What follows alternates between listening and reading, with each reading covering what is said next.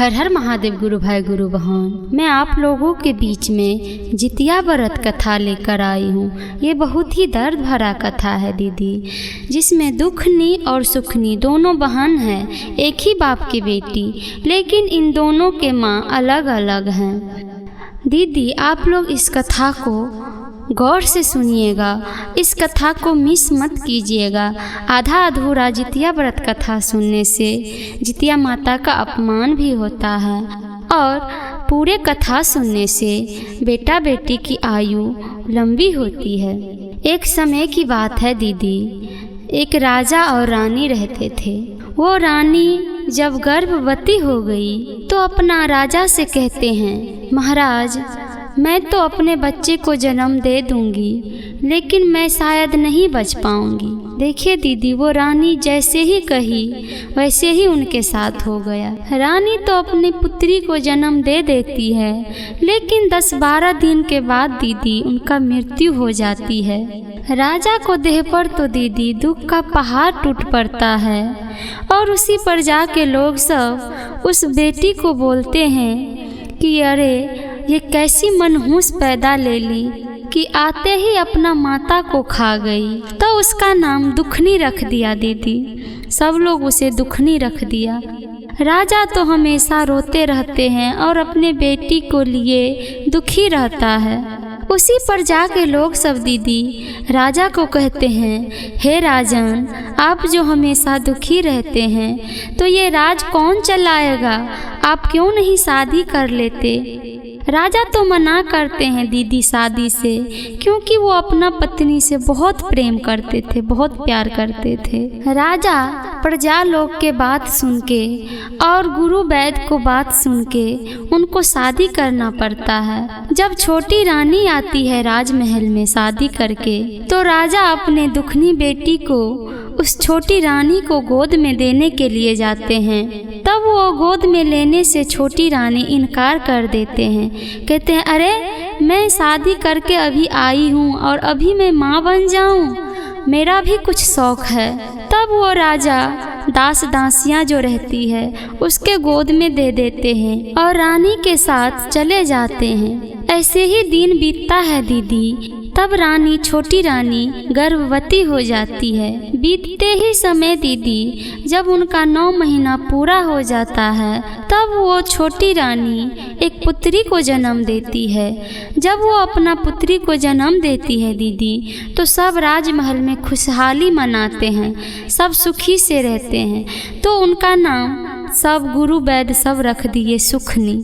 दोनों बहन का नाम पड़ गया दीदी, एक का नाम दुखनी और एक का नाम सुखनी।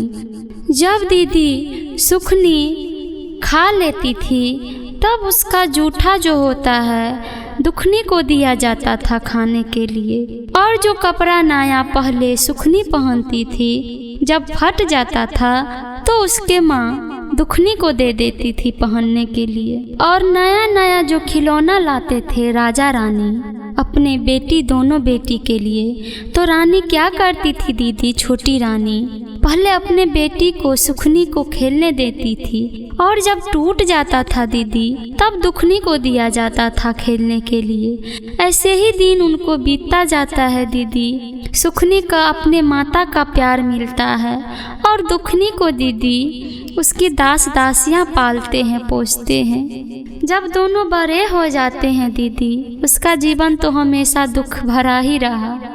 जब बड़ा हो जाती है दीदी, दुखनी 14 साल की हो जाती है और सुखनी 12 साल के हो जाती है। तब उनके प्रजा लोग सब राजा को कहते हैं, हे राजन, अब तो आपकी दोनों बेटी बहुत बड़ी हो गई है, शादी क्यों नहीं कर देते हैं। पहले के ज़माना में दीदी बहुत ही छोटे में शादी हो जाता था, बहुत ही छोटे में। तब राजा प्रजा लोग के बात पर सहमत होते हैं, बोलते हैं आप लोग जो कहते हैं वो ठीक ही है। देखिए कैसे ही देखते दिन मेरे दोनों बेटी कितना बड़ी हो गई है। उसी राजमहल में जो गुरु वैद्य सब रहते हैं, गुरु महाराज सब, वो राजा को कहते हैं कि हाँ ठीक ही बोल रहे हैं, आप शादी करवा दीजिए। तब सबके बात सुन के राजा अपने छोटी रानी से कहने के लिए जाते हैं और राजा अपने छोटी रानी से कहते हैं, रानी, सब प्रजा लोग बोलते हैं कि आपकी दुखनी बेटी बहुत बड़ी हो गई है, उसके शादी विवाह करा दो। तब रानी कहती है, अरे दुखनी का शादी होगा और सुखनी का नहीं, दोनों बहन का शादी होगा, आप लड़का ढूंढिए। तभी राजा कहते हैं, हे रानी, कैसा घर वर होना चाहिए। तभी छोटी रानी कहती है, हे राजा, आप जो ये दुखनी का शादी किसी राजा घर में करेंगे, ये मनहूस तो आते ही अपना माँ को खा गई, पता नहीं इसका शादी जो राजमहल में होगा तो ये सास को खाएगी या ननद को खा लेगी, कोई ठीक नहीं है इसको कि अपने पति को ही खा जाएगी। ये इतना मनहूस है, इसको ना, ये दुखनी को इतना गरीब घर में शादी कर दीजिए जो लड़का को कोई काम धंधा नहीं करता हो, और उस लड़का को जो कोढ़ी कुष्ठी फूटा हो उस घर में इनको शादी कर दो कि मर भी जाएगा तो कोई गम नहीं। ये सब बात अपने राजा से कहती है छोटी रानी। तब राजा अपने पत्नी का बात मानते हैं। तभी छोटी रानी फिर कहती है सुखनी के लिए कि हे राजा, आप अपने सुखनी के लिए बहुत बड़ा राजघराना खोजिए जिसमें अपना सुखनी बहुत सुख करे और खुशी से रहे। राजा अपने पत्नी के बात मानते हैं और फिर अपने राज सिंहासन पर बैठने के लिए आते हैं। तब राजा अपने प्रजा के लोगों से कहते हैं कि आपके बातों पर छोटी रानी भी सहमत है, लेकिन छोटी रानी का इच्छा है कि सुखनी का घर बहुत ही बड़ा राजमहल होना चाहिए और दुखनी का घर बहुत ही गरीब होना चाहिए, क्योंकि दुखनी आते ही अपना माँ को खा गई, पता नहीं शादी करेगी तो अपना पति को खा लेगी। इसीलिए मैं आप लोगों से कहता हूँ कि बहुत ही गरीब घर होना चाहिए सुखनी के लिए। तो गुरु वैद्य सब खोजते हैं पति उन दोनों बहन का। तब सुखनी का शादी बहुत ही बड़ा राजघराना में हो जाता है और दुखनी का शादी बहुत ही गरीब घर में हो जाता है। इतना गरीब घर में शादी हो जाता है दीदी कि उसके पास एक झोपड़ी टूटी फूटी रहती है और उसको पति का देह में दीदी कोरी कुष्ठी फूटा रहता है। उसका पति कोई काम धंधा भी नहीं करता है और उनके जो सास है दीदी, दुखनी का सास, बहुत ही बूढ़ी हो गई है। जब दोनों बहन अपने अपने ससुराल जाती है, सुखनी अपने राजमहल में जाती है, तब उनके दास दासियां सब रास्ते में फूल बिखेरते हैं और दुखनी जब अपने ससुराल जाती है तो उनके रास्ता में दीदी कांटा सब बिखरा हुआ है।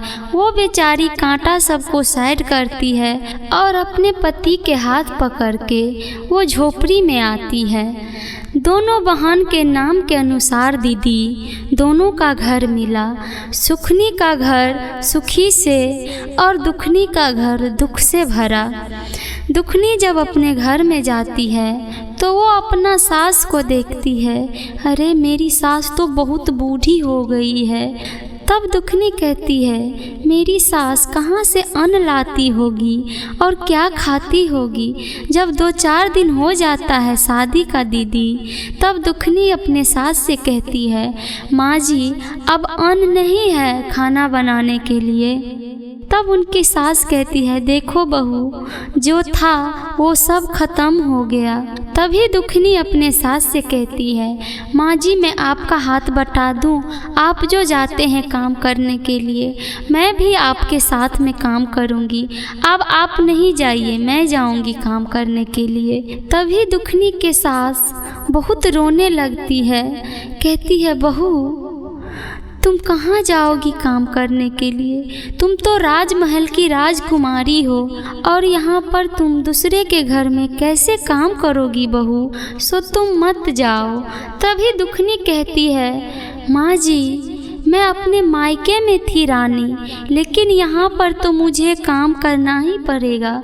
जब मैं काम करूँगी तब ना अपना पेट पालन करूँगी और आप लोगों को खिलाऊँगी।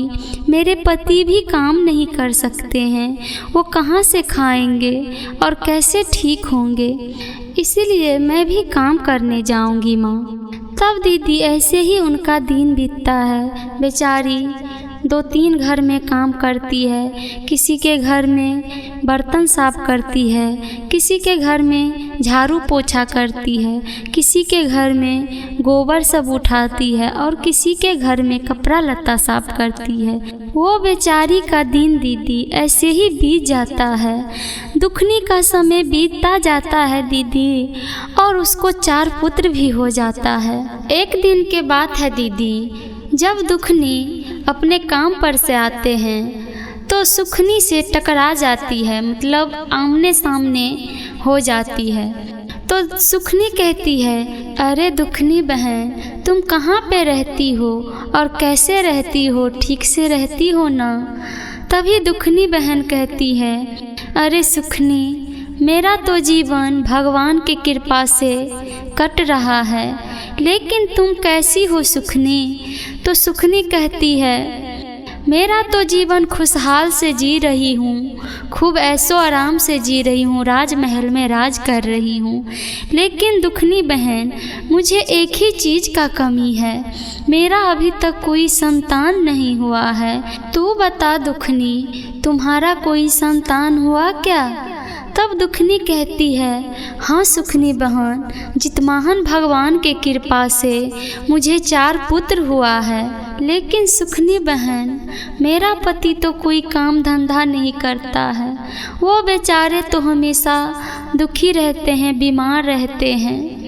मैं ही 2-4 घर में काम करती हूँ, और जो खाना सबको बच जाता है या बासी रहता है तो लोग सब मुझे ही दे देते हैं, वही खाना सब हम लोग खाते हैं, और इसी तरह हमारा जीवन बीतता है सुखनी।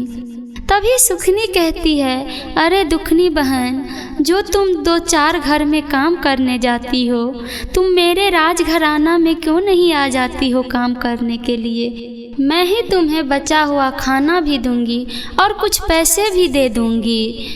तो दुखनी कहती है, हाँ बहन, तुम्हारे ही घर में अब मैं काम करूंगी, और तुम तो मेरी अपनी बहन भी हो, इसीलिए मैं कल से तुम्हारे घर पे काम करने के लिए आ जाऊंगी। इतना बातचीत होता है दोनों बहन में दीदी, और दोनों बहन अपने अपने घर चली जाती है।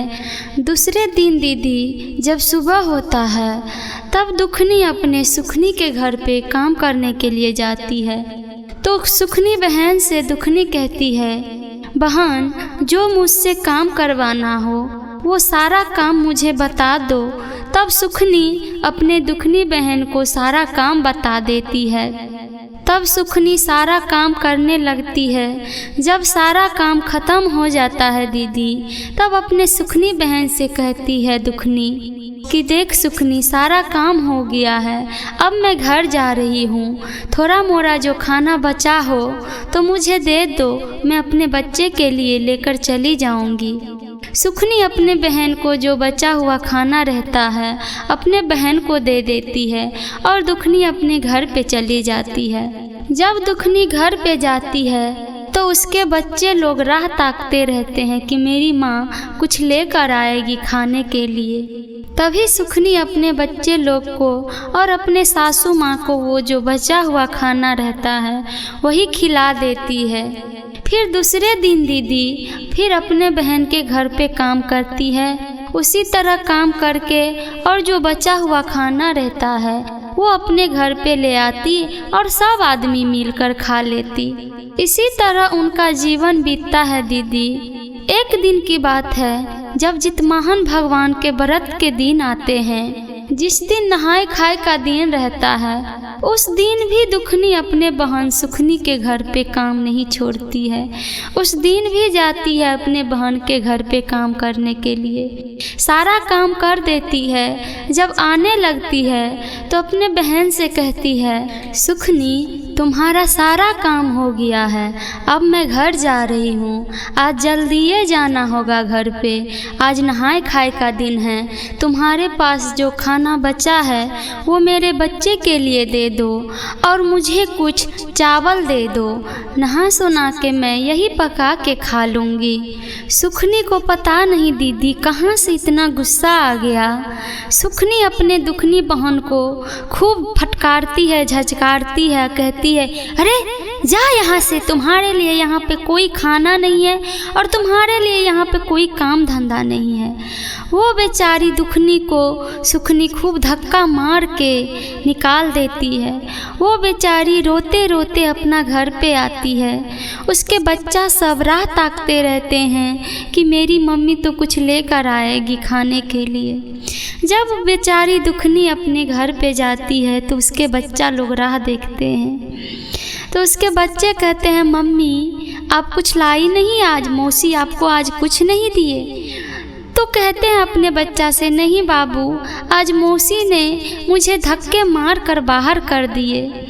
तो उसके सास कहती है, कोई बात नहीं बहू, तुम जंगल चली जाओ और वहाँ पर जो लकड़ियाँ काटोगी वही लकड़ी को बेच देना और कुछ राशन के लिए पैसे भी हो जाएंगे, तुम वन चली जाओ बहू।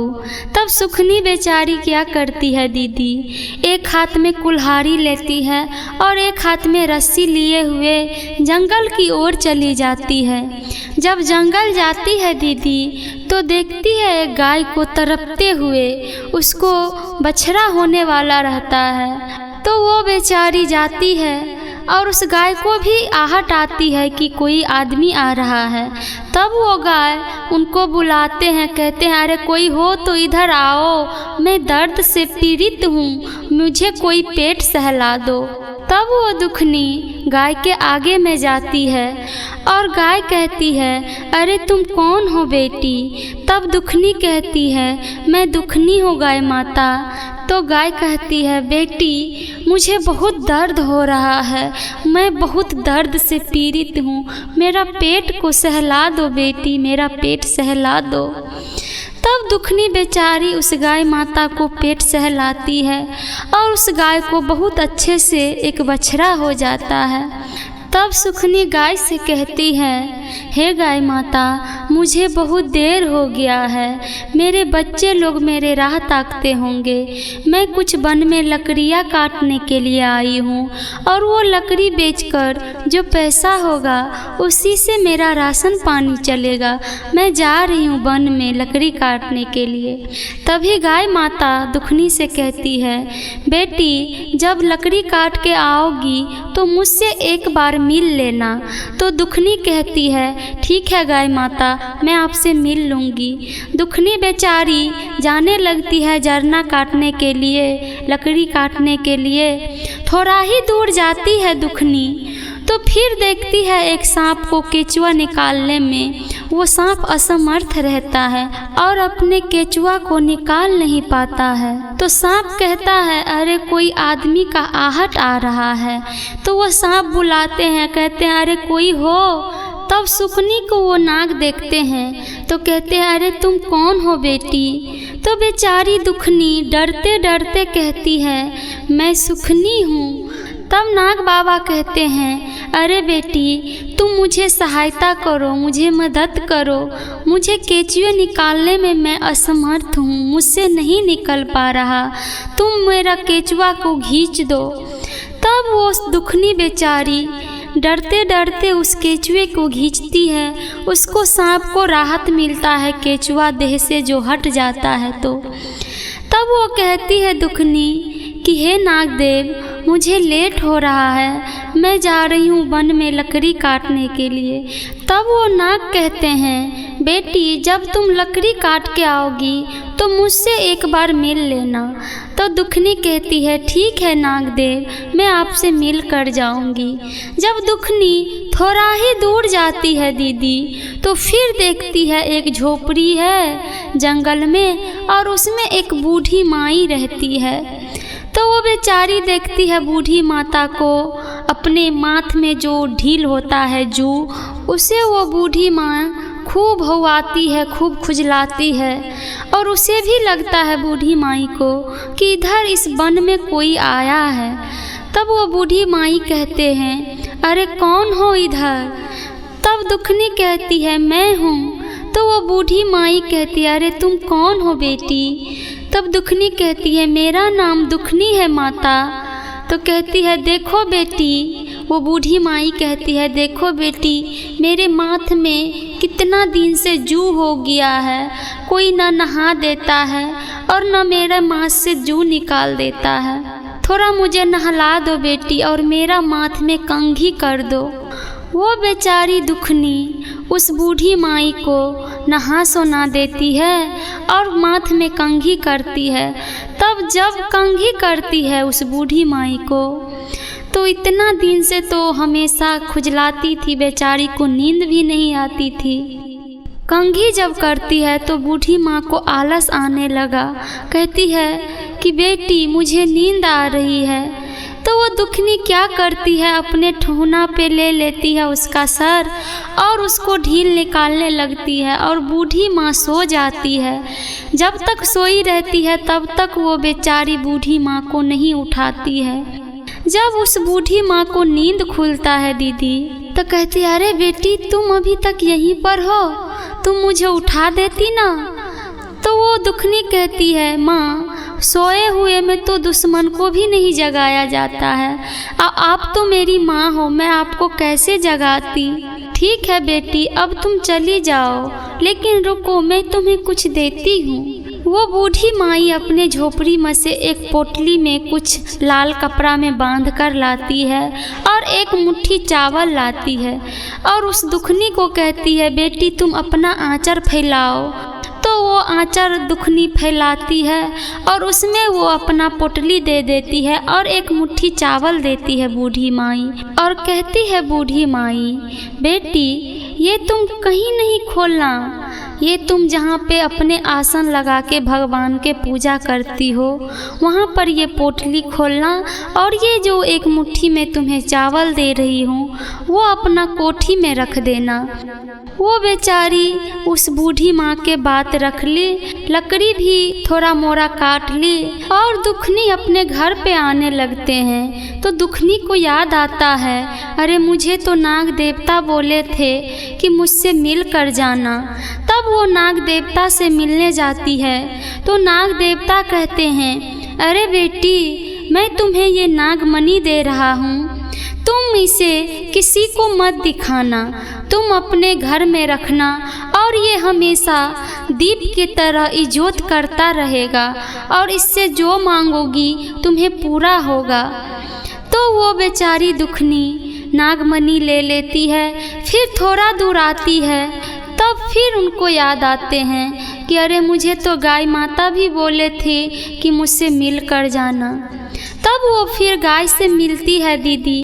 तो वो गाय कहते हैं कि अरे बेटी मुझे इस घना जंगल में कैसे छोड़ कर जाओगी, मैं तो कैसे भी करके जी लूँगी, लेकिन यहाँ पर शेर बाघ जो आएगा तो मेरे बछड़ा को खा लेगा। सो तुम अपने घर ले चलो, तुम्हें मैं दूध भी दूँगी और तुम दूध जो होगा वो बेच लेना और दूध से बच्चे लोग को भी खिलाना और मैं गोबर भी दूँगी। तो वो बेचारी दुखनी क्या करती है, गाय को लेकर अपने घर पे आ जाती है। जब घर पे आती है तो उनके बच्चा लोग देखते हैं और उनके सास तो कहते हैं अपना बहू से अरे बहू ये गाय कहाँ से ले आई।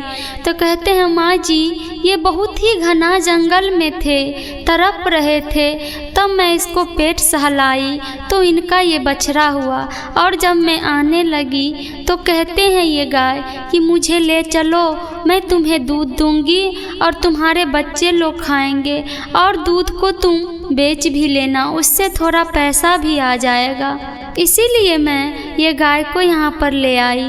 तो वो दुखनी क्या करती है, अपने गाय को रस्सी से खुट्टा में बांध देती है और जो नाग देवता दिए रहते हैं नागमणि उसे भी छिपा कर रख देती है और जो वो बूढ़ी माता दिए रहते हैं उसे भगवान के आगा खोलती है। तो वो पोटली को अपने भगवान के जहाँ पे आसन लगाती है वहाँ पर खोलती है पोटली और वो जो एक मुट्ठी चावल रहता है दीदी वो अपने कोठी में गिरा देती है। जब वो पोटली अपने भगवान के आसन के पास खोलती है तो देखती है ये तो सोने का सिक्का से भरा हुआ पोटली है और फिर वो अपने कोठी में दौड़ के जाती है देखने के लिए जो एक मुट्ठी चावल गिराई रहती है। उसका कोठी तो दीदी पूरे भर चुका रहता है, उसमें से कितनों भी निकालेगी कभी ख़त्म ही नहीं होगा। उनको इतना धन भर गया, कभी ख़त्म ही नहीं होगा। वो बेचारी दुखनी एक सोने का सिक्का ले लेती है और बाज़ार की ओर चली जाती है। वो बेचारी जितवाहन भगवान की व्रत की रहती है, इसीलिए बाज़ार चली जाती है, थोड़ा फल फूल ले लेती है और बच्चे लोग के लिए राशन पानी का सामान भी ले लेती है। दीदी भगवान जितवाहन बाबा के कृपा से उनका पति जो हमेशा बीमार रहते थे और उनको जो कोरी कुष्ठी फूटा था वो सारा ठीक हो गया दीदी। उनका कोरी कुष्ठी सब ठीक हो गया और उनको भगवान इतना सुंदर निरोग बना दिए कि वो चलने फिरने लगे और काम भी कर सकते हैं। जब जितिया व्रत के दीदी परना का दिन आता है तो वो बेचारी बहुत धूमधाम से सब लोग को खाना खिलाती है, भोजन कराती है। जब जितवाहन भगवान के व्रत खत्म हो जाता है दीदी तो दोनों व्यक्ति, दोनों सुखनी और उनके पति आपस में बात करते हैं। दुखनी कहती है, देखिए जी अपना घर नहीं है, घर भी बनवा लेना। तो उसका पति कहता है, हाँ भाग्यमान तुम ठीक ही कह रही हो। तो वो बेचारी बालू गिराती है, ईंटा गिराती है, उसी सोने का सिक्का से बालू ईंटा सीमेंट सब कुछ गिराती है और बहुत अच्छा मकान बनवा लेती है। मकान भी हो जाता है दीदी उनका बहुत अच्छा, और गाड़ी भी ले ली, दुकान भी खोल ली बहुत बड़ा। जितवाहन भगवान के कृपा देखो दीदी, वो दुखनी का दुख का पीड़ा सब कुछ टल गया और बेचारी को धन से धनवान कर दिए जितवाहन भगवान। ये सारा बात जब सुखनी को पता चलता है दीदी तो सुखनी अपने राजमहल से जल्दी ही दुखनी के घर पे आती है और दुखनी को कहती है, अरे दुखनी तुम इतना सारा धन कहाँ से लाई? तुम कहाँ पर चोरी कर ली? तुम सच सच बोलो, नहीं तो मैं महाराज से कह के तुम्हें फांसी पर चढ़वा दूंगी। तो दुखनी बेचारी कहती है सुखनी से, अरे बहन तुम इतना गुस्सा क्यों करती हो? ना मैं किसी के घर पे चोरी की हूँ और ना किसी का गला काटी हूँ। जो मुझे जितवाहन भगवान दिए हैं वही मेरे सामने में है। तब सुखनी कहती है, अरे इतना धन कैसे प्राप्त कर ली? तो दुखनी को तो डर हो गया था दीदी। सुखनी बोली थी कि मैं अपना पति से कह के फांसी पर चढ़वा दूंगी। वो बेचारी दुखनी सारा बात बताती है, कहती है बहुत ही घने जंगल में मैं जब लकड़ी लेने गई थी तब मुझे गाय मिला। वो दर्द से पीड़ित थे, उनके बछड़ा होने वाला था, तो मैं उसको मालिश किए। थोड़ा दूर गई तो एक सांप छरपटा रहे थे केचुआ निकालने के लिए, मैं उसे भी सहायता की तो उसने मुझे मनी दिए। और थोड़ा ही दूर आगे गई तो एक झोपड़ी में एक बूढ़ी माता थी, मैं उस बूढ़ी माता को भी सहायता की तो उसने मुझे पोटली दिए और एक मुट्ठी चावल दिए। तो वो सुखनी को लालच आ गया दीदी इतना बात सुन के, तो वो सुखनी भी वन चली जाती है। एक हाथ में कुल्हाड़ी ले लेती है और एक हाथ में रस्सी ले लेती है। जब जाती है वन वैसे ही उसके साथ भी हुआ। वैसे ही देखती है एक गाय को बहुत ही दर्द हो रहा है, बहुत ही दर्द, उसको बछड़ा होने वाला है। तो वो गाय बुलाते हैं, कोई है कोई है। तब सुखनी जाती है उस गाय के आगा में तो कहती है गाय, अरे तुम कौन हो बेटी? तो सुखनी कहती है मैं सुखनी हूँ। तो कहती है अरे बेटी मेरा थोड़ा पेट सहला दो, मुझे सहायता करो। तो वो सुखनी कहती है अरे मैं तुम्हारी सहायता करूं? मैं तुमको छूं और मैं अपना हाथ गंदा करूं? मेरी दास दासियां भी नहीं तुमको छू सकती है और मुझे कहते हो छूने के लिए? मैं तुमको नहीं छूऊंगी। ऐसे खूब फटकार कर बोली। उनको तो अहंकार था दीदी, उनको तो लालच था कि मेरा पोटली कब मिले और मैं कब धनवान हो जाऊं। उतना धन है दीदी, तब पर भी उनको लालच कम नहीं होता है, उतना से वो सुखी ही नहीं है। इतना बात गाय को बोल देती है और चली जाती है। आगे जाती है तो ऐसे ही देखती है नाग को दर्द से पीड़ित खूब उनका केचुआ नहीं निकल रहा। तो वो नाग कहते हैं, अरे कौन हो बेटी? तो वो कहते हैं, मैं सुखनी हूँ। तो वो कहते हैं नागदेव, अरे बेटी मेरे सहायता करो, मेरा ये केचुआ नहीं निकल रहा है, मुझे निकाल दो। तो वो कहती है सुखनी, अरे आपसे मुझे बहुत डर हो रहा है, मैं आपके पास कैसे आऊँ? वो नाग दीदी निहोरा करते रह गए, बोले कि मेरे सहायता करो, मेरे सहायता करो। लेकिन सुखनी उनको सहायता नहीं किए दीदी और वहाँ से हट कर चली गई। देखती है आगे जाके एक झोपड़ी, जैसे दुखनी बोली थी वैसे ही एक झोपड़ी है और वहाँ पर एक बूढ़ी माई। वो बूढ़ी माई अपने माथा को खुजा रही है, उसको जो ढील था ना दीदी वो खूब नोच रही है कपार को। तो जाती है तो वो बूढ़ी माई कहती है, अरे कौन हो बेटी? तो सुखनी कहती है, मैं हूँ सुखनी। वो बूढ़ी माई कहती है, बेटी मैं कितना दिन से नहाई नहीं हूँ और मेरे माथ में बहुत सारा ढील हो गया है, मुझे नहा दो और मेरे बाल में कंघी कर दो। तो वो क्या कहती है सुखनी, अरे मैं तुम्हें छूऊं, मैं अपना हाथ कैसे गंदा करूं? तुम तो बहुत गंद कर रही हो, तुम्हारा देह से बहुत बास आ रहा है, मैं तुम्हें कैसे छू सकती हूँ? मेरी दासी भी ना तुम्हें छुए, तुम तो बहुत बास कर रही हो, गंध कर रही हो। इतना बात सुखनी बोलती है और कहती है बूढ़ी माई से, अरे बूढ़ी माई ये सब छोड़ो, तुम जो मेरी दुखनी बहन को दी थी पोटली और चावल मुझे भी दे दो।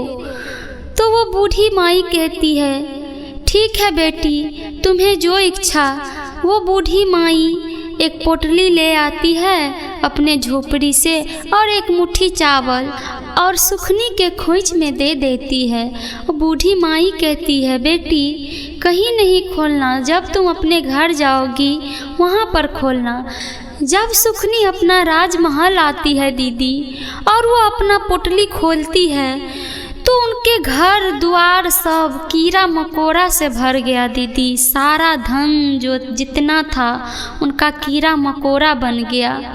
उसको इतना धन था दीदी, लेकिन उसको उतना में सुखी नहीं थी। वो अपने दुखनी बहन को धन देखकर उसको भी थोड़ा लालच आ गया कि और मेरा धन बढ़ जाए।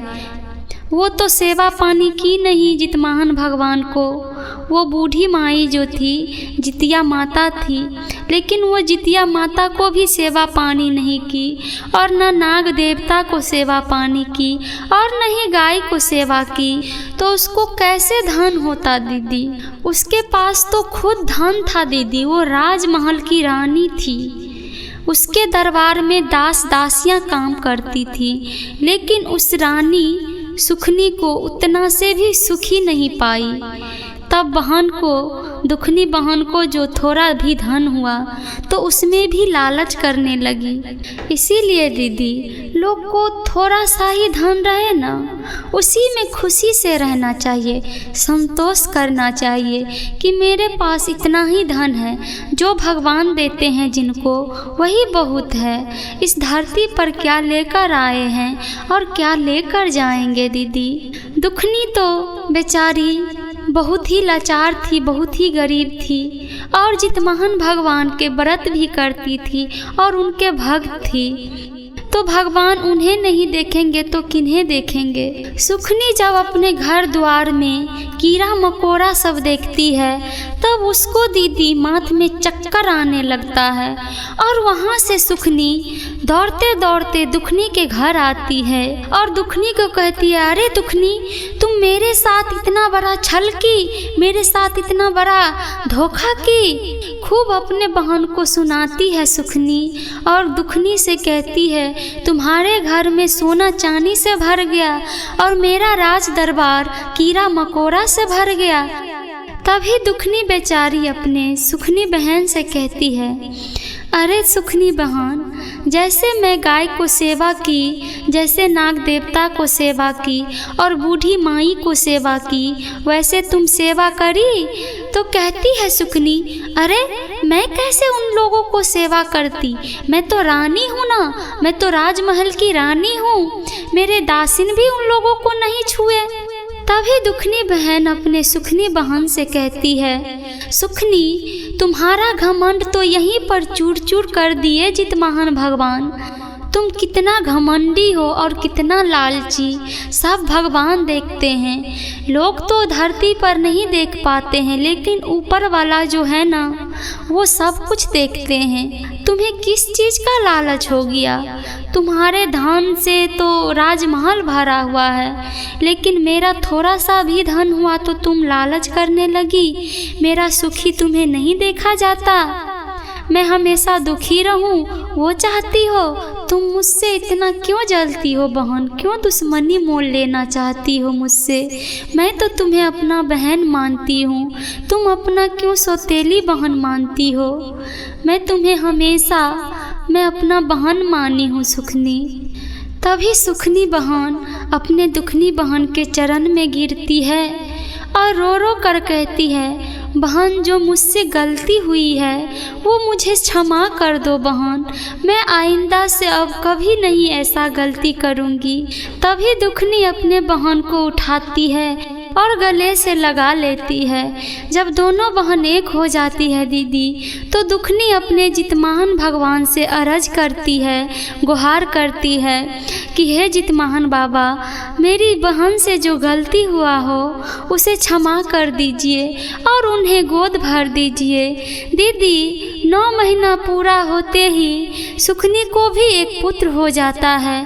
फिर अगले साल जब जितवाहन भगवान का व्रत आता है दीदी, तब दोनों बहन खुशी खुशी से जितवाहन भगवान के व्रत करती है और खुशहाल जीवन जीती है दोनों बहन। तो एक बार प्रेम से बोलिए जितवाहन भगवान की, जितिया माई की जय हो। यदि आप लोगों के ये कथा अच्छा लगा हो, पसंद आया हो, तो इस चैनल को लाइक सब्सक्राइब ज़रूर करिएगा। यदि दीदी इस कथा में कुछ भूल चूक हुई हो तो मुझे अपना बेटी समझकर, बहन समझकर माफ़ करिएगा। हर हर महादेव।